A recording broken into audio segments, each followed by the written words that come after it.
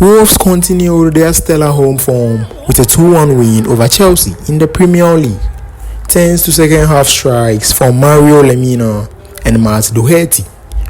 Another unfortunate loss for Pochettino's sides, as Chelsea, even though possessed the game and created many chances.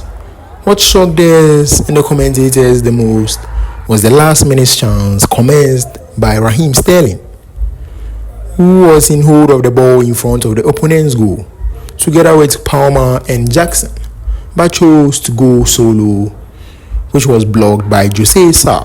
What an unfortunate loss and poor decision, which cost Chelsea very much. Guys, what do you think about this match?